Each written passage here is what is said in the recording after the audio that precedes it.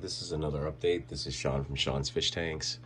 I just want to point this out that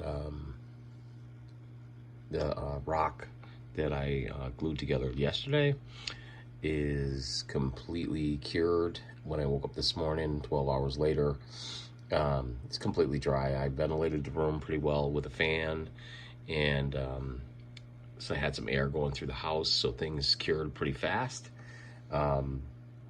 So when I tried to test the strength of the super glue, it was like solid. So I just put the pieces in.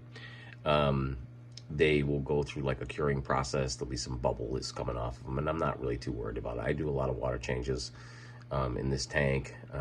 Hopefully I won't clutter up the bottom too much. I got to take a few more pieces and try to move them around and glue them, but I did want to give this update. And I'm going to back out just a little bit so you can see the full tank. Like I said, this is a 5-gallon Fluval. It's been running for, I would say, about a year. I have it mounted to a shelf. And like I said, it's been pretty solid. I really like this tank. It's not made structurally very well, but at the same token, it's set up for a reef tank, just like a innovative marine. I will be trying to get that skimmer on the back of it. Hopefully, if I can, I will do an update. If I can't, I'll do an update. It is a bubble magnet skimmer, like a hang on the back, and I'm trying to hang it on the very back. Like I said, just for gas exchange. I'm also going to be trying to get that float valve on here. Well, not float valve, but the auto top off setup. I would love to put a float valve on here, but the pump that I'm running on this tank is an upgraded pump, and that's why it's kind of funky in the back, because I've got a lot of flow going through here, and I don't know that I want to sacrifice that. I like the flow going through. It's really powerful, and it leaves it so that I can just have one pump running it. I have everything hooked up to like a power strip with a surcharge on it, and this tank is very convenient for that because I can just flick the switch and everything shuts down but the light. This way I can do water changes, clean, and then when I do water changes, I drip, like I use like an RODI line, and I suck out, half a gallon or a gallon and close to a gallon, and then I add it back in very slowly with that RODI line. So I'll elevate the jug and slowly drip the water back in so that it's not too much of a change, because with nano tanks, that's the key: slow change and not shocking the system. So we're gonna see. So far so good with my one SPS piece in here.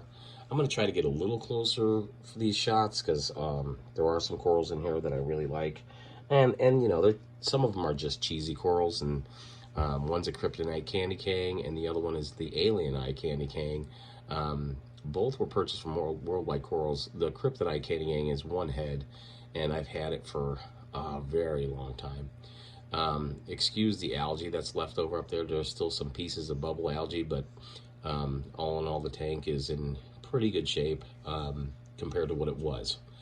Like I said, as long as it doesn't have any pests. So I'm going to closely monitor the tank, make sure there's no more of those snails that I had found, or bristleworms. I found another bristleworm this morning.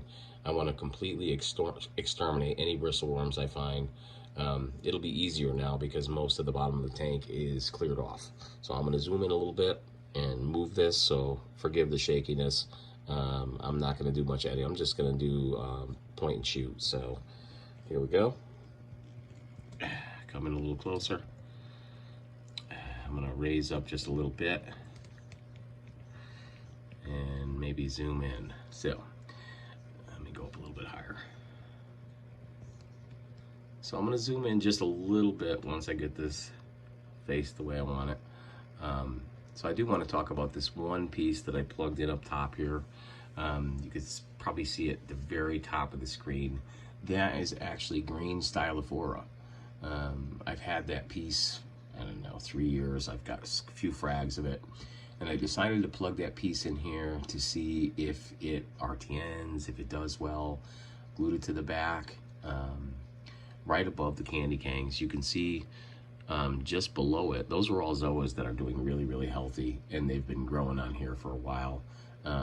My Fruit Loops aren't really coming out, and right below them are some pink zoas that aren't coming out. I should probably put a filter on this next time, and you guys could see the zoas better. But the kryptonite is there. You can definitely see that showing. And then right next to it, the way I glued the Alien Eye candy canes, you can't see them. So maybe in a few months, I'll shoot from the front, you'll be able to see it, but maybe in a few months they'll start moving and adjusting to the light because I glued them there. The kryptonite was already there, but the Alien Eye was near the bottom more. So that's the update on those guys. I have a few other pieces in here that I really like. One is these echinatas. They're like, let's see, excuse the shakiness again. I'm gonna come down. Right next to these zoas, well, they're like a pally, are these echinatas. They're the orange, ancient orange echinatas, and they're not puffy right now because I moved them, so they're not really happy, but they're a great colony. I had one head, and that has grown into, I don't know, there's gotta be 20 heads on there. Right behind that is a Bowerbanki that wasn't doing very well, and I believe over here, this sideways one, this coral right here, I believe that is a meat coral. All of a sudden, the Bowerbanki and that meat coral weren't doing very well, and I don't know if pests were getting in it. I don't know if it was just too much nitrate because the bottom was all clogged up. I like I said, I was kind of depressed for a bit when I lost those SPS, and this became my like throw the stuff in here tank, and I want to get away from that and get back into serious reefing.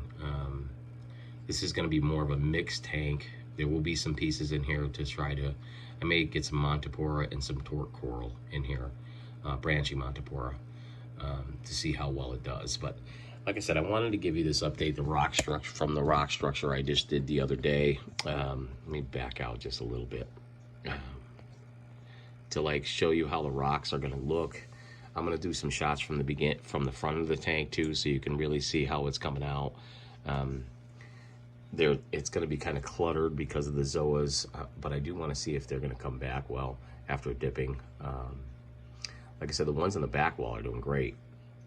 So if I can get as many as I can to the back wall, I'm probably going to do that. So there's going to be a few processes before I put SPS in here, and I want to make sure the newer structures aren't collecting algae or anything crazy like that.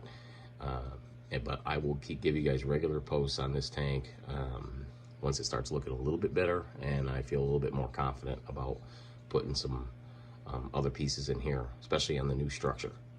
All right, thanks for watching. If you like it, please comment, like, or subscribe.